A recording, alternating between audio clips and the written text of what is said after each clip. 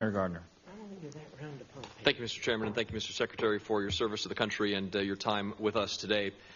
When you were last here, I asked you a question about whether or not you agreed with Secretary Mattis that North Korea is the most urgent security threat the United States faces. In light of recent developments, do you still agree with that? At the time, you said that you did.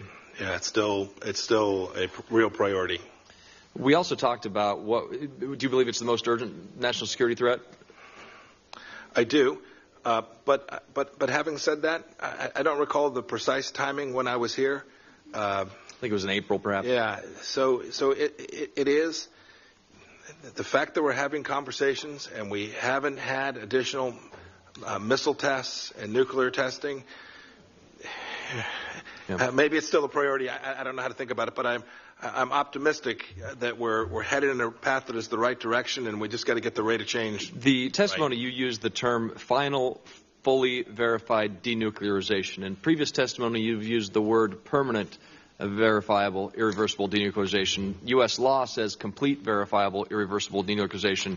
UN resolutions call for complete, verifiable, irreversible denuclearization. Are these the same terms? Do they mean the same thing? Precisely the same thing. Exactly. Full, complete, total denuclearization according to U.S. law and UN security resolutions. Yes, Senator. Why the different words?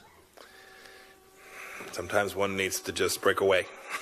It's different term. I'm happy to use the term complete, verifiable, irreversible denuclearization. Yeah, they mean the same thing. Okay. The CVID declaration or determination, was that directly addressed at the Singapore summit with President Trump and Chairman Kim? It was. And it was brought up, the complete, verifiable, irreversible denuclearization. Why was it not in the communique following the Singapore summit? I'd rather not talk about the course of the negotiations and how we arrived at the language that we did. Okay. Is North Korea still moving or making advancements, undertaking a nuclear program? May I answer that question in a different setting? You can't answer that question here? Yeah, I'd prefer not to. We'd love to provide that setting for you soon. Happy to do it if we need to. I'm happy to do that. Here, Senator. Here, I'm not trying to be cute. We're engaged in a complex negotiation with a difficult adversary, and each of the activities that we undertake is not going to be fully apparent to the world at the moment it is undertaken. And there will be processes and discussions that will be had that are important that they not be real-time disclosed. And as I answer one question and then choose not to answer another, it becomes patently obvious why I chose not to answer one or the other. And therefore, it seems to me that a blanket prohibition on heading down that path is the only way to ensure that I have the opportunity to negotiate this thing in a way that isn't being done in the Washington Post and the New York Times. I understand. I think it's a very important point of information that we get, though, to know whether or not North Korea is either overtly, covertly, however they are doing it, making advancements in their nuclear program or still continuing a measure of their nuclear program. I think it's very important for us to So I did answer one question that touches on that at least. I answered a question, I think it was from Senator Markey, about whether they're fissile material, and answered that indeed that they are. The goal originally, I think, was a complete, verifiable, irreversible denuclearization by the end of the president's first term. Is that correct? Yes. Does that remain the goal? Yes, more quickly if possible. When will we know if North Korea is moving toward denuclearization, concrete, verifiable steps? I don't know. I don't know the answer to that. I couldn't tell you what day. And by the way, I'm guessing this group would disagree about when that moment took place. That it is a process for sure. And some will find the first step along the way demonstration of, I think he said, substantial progress. Others may want to wait until we're almost done to declare substantial progress. So I can't answer that. It's definitely a process and will definitely take time. We've had a lot of discussions in this committee on strategic patience. The statement you uses patient diplomacy. Is the U.S. doctrine toward North Korea still one of maximum pressure? It is. I'll tell you, that difference is a little bit subtle, and perhaps I don't want to overstate the difference in the language. Here's what's different. Strategic patience was, in our judgment, standing around hoping that something worked right. Here we have a strategic objective backed up with diplomatic and economic pressure, which we believe gives us a pathway to achieve the objective, and also an off-ramp in the event that we conclude that it doesn't work, to head another direction to achieve the denuclearization of North Korea. Maximum pressure utilizes Section 102 of the North Korea Sanctions Policy Enhancement Act, which requires the president to initiate investigations into possible designations, investigations of the possible designations of persons upon evidence that they're violating, proliferating activities, etc., so that we can apply additional sections. How many investigations into new designations are taking place right now? I don't know how many, Senator, but let me try and answer your question in another way and say if this meets the bill. It is the case that this administration is continuing to work on enforcement actions for existing sanctions, for the existing sanctions regime. That is, we're not going to let it wander off. We're not going to let it weaken. You can't rename a ship and get out from underneath the sanctions regime. There are active enforcement work being done at the State Department and at the Department of Treasury related to North Korea. So it's your view that there are additional North Korean or Chinese entities that could be identified under for additional sanctions. Is that correct? Oh, yes, sir. And those designations are not being upheld or laid off? They will continue? We're going to use them in a way that we think increases the likelihood that Chairman Kim fulfills the commitment that he made to President Trump. And why haven't we seen any designations recently? I can't answer that question. I'd like to get an answer for that if we could. Has South Korea made additional requests to the United States for sanctions relief as it relates to additional activities with North Korea?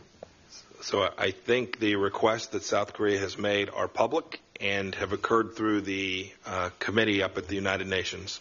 So I think the list of things that the South Koreans are requesting in terms of either making sure that their activity is consistent with the sanctions regime. There are exceptions. There's humanitarian exceptions, and so there are. And is the U.S. considering any of those sanctions, granting any of those sanctions? We're reviewing each of the requests that the North Koreans made. We approved one. To the South Korea. I'm sorry, to the South Korea, yes. I'm sorry. Thank you for the correction. We approved one that had to do with a military-to-military communications channel. The others are currently under review. If we could perhaps get an understanding of what some of those measures are, that would be great. You gave a speech, a very, very good speech, Sunday, July 22nd, on Iran policy at the Reagan Library, as you mentioned. If you were to substitute the word Iran out and substitute in the word North Korea, would your speech still accurately describe the state of affairs in North Korea? Boy, it was a long speech, Senator. And basically, I think in large part it would be consistent. There is a difference in terms of their operational capacity for their nuclear program, but the nature of the two regimes is similar. I'm out of time, Mr. Chairman. Thank you. Thank you, Mr. Thank you. Before turning to Senator Merkley, I'm going to use a little bit of my time. You obviously acquit yourself very well, and those of us who know you and work with you have mostly, I know many of us, I'll include me, and I'll say most of us actually. I want to go with him this time. Okay. We have tremendous faith in your ability to make things happen, and we thank you for all the issues you're taking on. You're building a great culture in the State Department, bringing on people that are truly exemplary. We feel the same way about Secretary Mattis. The way he conducts himself and what he does. I think there's tremendous faith on both sides of the aisle in his abilities and what he does. So much of what you're hearing today has nothing whatsoever to do with you, and I would agree with you that the policies that we're putting in place in many cases are stronger than have ever been put in place. I agree with you. It's the president that causes people to have concerns. And I'd love to have some insights into you as to, for instance, at the Helsinki conference, to create an equivalence between our intelligence agency and what Putin is saying. That shocks people. I mean, you can imagine you saw Dan Coates' response afterwards, and yours today, I think, candidly was related to what he said at Helsinki. And then the notion of even thinking about exchanging diplomats, sending diplomats over to be interrogated by Putin, to even think about that, to let that be said as an official statement coming out of the White House, to, this is my opinion, and I believe it's right, to purposely cause the American people to misunderstand about the NATO contributions and to cause them to doubt NATO and to really drive public opinion against NATO. That, to me, was purposeful, not unlike what happened right after Charlottesville. And then Article 5, to go on television and say, well, why would we honor,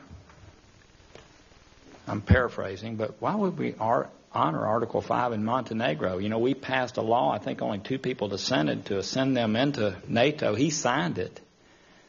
I mean, it would be a dereliction of duty if he did cause that to be the case. So why does he do those things? I mean, is there some strategy behind creating doubt in U.S. senators' minds on both sides of the aisle, doubt in the American people as to what his motivations are, when we, in fact, have tremendous faith in you?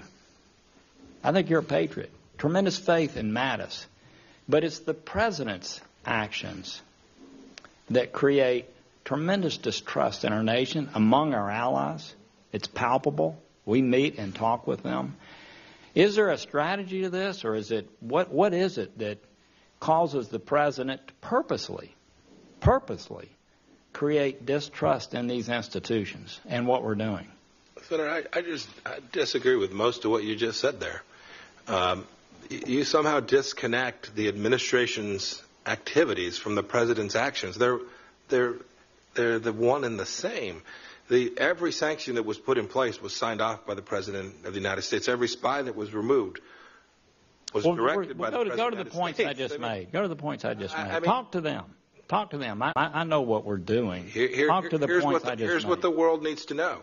Okay. With respect to Russia, this administration has been tougher than previous administrations, and I fully expect it will. The President's own words were, he's happy to figure out if we can make improvements with respect to the relationship between he and Vladimir Putin and change the course. But if not, he'll be their, I'll get the words wrong, he'll be their toughest enemy, most difficult enemy. I think I can prove that that's the case today. I think I have. Yeah. And so somehow there's this idea that this administration is free-floating. This is President Trump's administration, make no mistake, who's fully in charge of this, and who is directing each of these activities that has caused Vladimir Putin to be in a very difficult place today. Yeah. Well, look, you handle yourself in exactly the way you should, in my opinion, as it relates to comments. I notice that you are not responding to what I'm saying. I think I responded to everything that you said, Senator. No, you didn't. And the fact is that you just didn't, okay? We just simply disagree, Senator. No, we don't disagree. Hell, let's run the transcript again if you want to talk about it. But the fact is let the world decide. It's the president's public statements that create concern amongst senators on both sides of the aisle. And I was asking you if, in fact, there was some rhyme or reason that this type of distrust or discord will be created. And I know you're not going to answer the question, but I'm trying to make a point as to why. I know you are. Why the open comments and the questions and just the energy behind this hearing are what they are. It's not about you, and it's not about Mattis, and it's not what we're doing on the ground. Senator, you went through a long litany of statements, but let me give you, first of all, I will tell you, I talk to the same allies you do. I speak to their foreign ministers directly. It is the case that they are behaving differently today. There's no doubt about that. They are now scrambling to figure out how to make sure that they are fully part of NATO. Some of that is a result of the statements that you referred to, Senator. Yeah. Some of that is identifying Nord Stream 2 as a problem. I actually agree with that. I agree with that. Right. These are the, well, there you go. I'll let the record reflect. I'll say some of these statements actually achieve important policy outcomes for the United States of America. Some of them do. Yep. And some of them very damaging. Senator Merkley.